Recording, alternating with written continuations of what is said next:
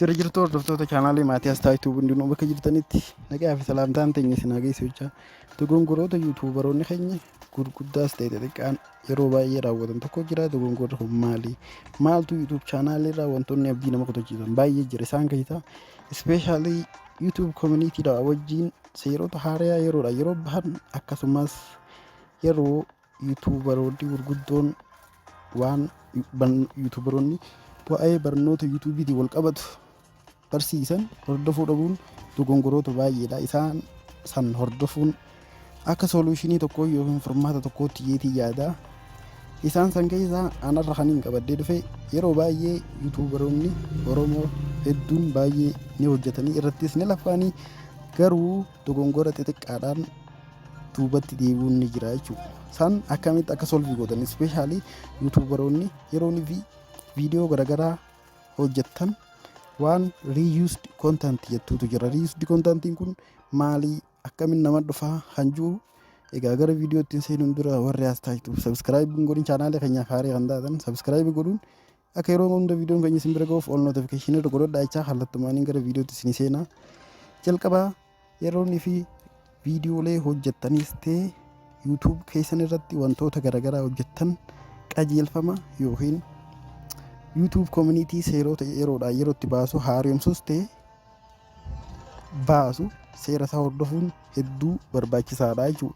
San keessaa reused content jechuun yeroo baay'ee yuutuubaroonni baay'een yeroo monetize ta'anillee demonetize ta'uu jira. Sababa reused content kanaan qulqulluun monetize ta'e maallaqa ittiin erga argachuu eegale deebi'ee demonetize ta'uutu jira jechuudha. Sababa reused content kanaan. Reused content jechuun yeroo fi viidiyoo garaagaraa hojjennu tokko qabxiilee baay'eetu reused content jala jira. Reused content keessaa inni dura yeroo fi viidiyoo edit goonee ol baafnu sooshaal miidiyaa garaagaraa irra deemnee viidiyoo garaagaraa walitti finnee edit goonee yuutuub chaanaala keenya irra ol baasuun hedduu miidhaa qaba. San inni tokko kan reused content nu godhu jechuudha.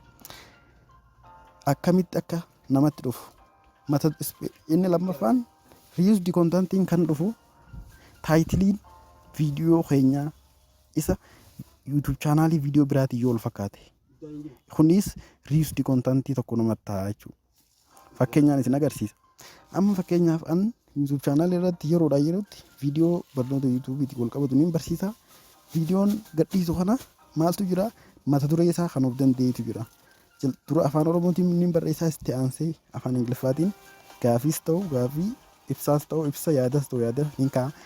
Saniifuu amma viidiyoo mataa keetii ta'ee yeroo viidiyoo namaatis edit gootee ol hin baasin yoo fi viidiyoo mataa keetii ta'ee mata dureen kee mata duree yuutuub chaanaalii biraatiin wal fakkaate. Amma fakkeenyaaf viidiyoon kun viidiyoo mataa kiyyaati kaniin ofiif waraabee ofiif riikardi godhee YouTube channel kiyya irra kaaye.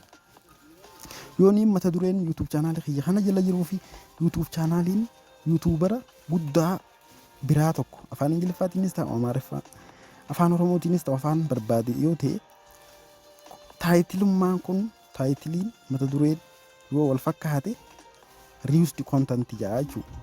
Inni biraan ammas reused contentiin taayitiliidhaan kan dhufu maaltu jira yeroo baay'ee yuutuubaroonni muuziqaa garaagaraa ol baasan yookiin wallee mataa isaaniitis ol baasan akkaan dafee beekamtii argachuuf or sabskraayibarii fi viyuuz dafee argadhu jedhanii waan fayyadamanii jira. Innis yuutuubara beekamaa tokko maqaa isaa yookiin maqaa nama sanii fayyadamuun viidiyoos ta'e sagalee nama sanaa osoo hin fayyadamin taayitiluma yookiin maqaa yeroo fi viidiyoo upload gootu taayitilii irratti maqaa tokko wal fakkaatu katabnaan reused content siin jedha. Moonii siin godhu yoo moonii taates sirraa haasa moonitaayizeeshinii jechuudha. Hanga chaanaalii kee cufuu irratti illee ni gahanii jechuudha. Kunis reused content jedhama.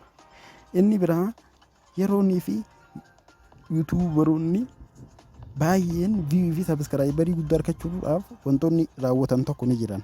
Innis linkii yuutuub chaanaalii isaanii karaa guruupiilee peejiilee garaagaraa saabtuu sabii peejii hojjetan akkasumas guruupiilee saabtuu sabii hojjetan keessatti hirmaachuudhaan linkii yuutuub chaanaalii isaanii iddoo garaagaraatti guruupiis ta'e peejii garaagaraa keessatti sheer godhuudhaan erguudhaan akka yuutuub chaanaaliin isaanii viyuu fi sabskraayibii guddaa argachuu godhu. Kanaaf YouTube communitiin maal godhaa chaanaalota kanaa tiraafik jee qaba. Tiraafik jechuun akkuma viidiyoo dabre keessatti ibse tiraafik jechuun akkuma beekamutti tiraafik poolisii hin beekama. Karaa irratti makiinaa seeraan ala deemtu makiinaas ta'e mootor saayikiloota garaagaraa kan seeraan ala deeman ni qaba ni to'ataas. Akkasii YouTube chaanaaliinis tiraafikii mataasaa kan of danda'e qaba. Kan akkam kan karaarra dhaabbatee namni kun viidiyoo isaa fidee sabskraayibarii yoo akkasumas viiwii isaa fidee akkasumas sooshaal miidiyaa kamirraa sabskraayibarii yookiin viiwuun isaa guddaan jala seenee daawwataa akkasumas sabskraayibii godhaa ni to'ataa jechuudha. Eenyu tiraafikiin kun saniifuu tiraafikiin ni qabaas yuutuubiidhaaf riippoortii godhaa yuutuub koominitiidhaaf. Erga yuutuub koominitiidhaaf riippoortii godhee yuutuub koomunitiin kallattiidhaan chaanaalii kee dimoonitaayiz godhuudhaan gad deebisuu danda'a. Saniifuu seerota kanneen guutuun dirqamata. Guuttanii ragaa guuttachuudhaan yuutuub chaanaalii keessaniif waan sirrii hojjechuun hedduu bareedaan ja'a. Kana seerota sadeen kana fayyadamaanis ni ja'a.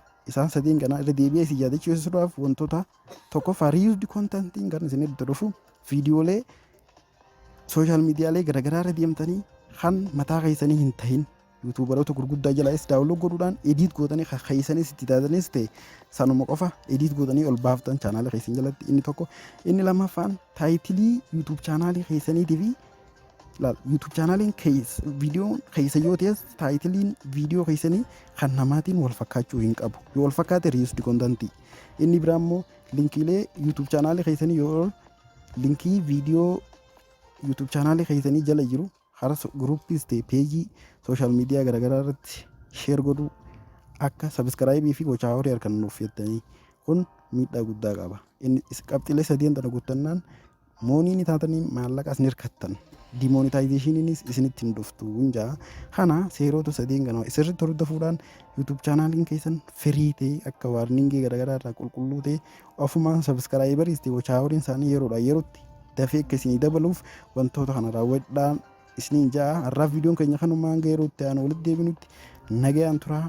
Egaa yoo gaafis qabaattan yaadaas yuutuub chaanaalii keenya jalatti yeroodhaa yerootti cimina keenyaa fi akka nuti wanni dhaan jennuuf koomeentii kan gootan laayik sabskiraayib sheer kan gootan isin jecha waan daawwattaniif galatoomaa.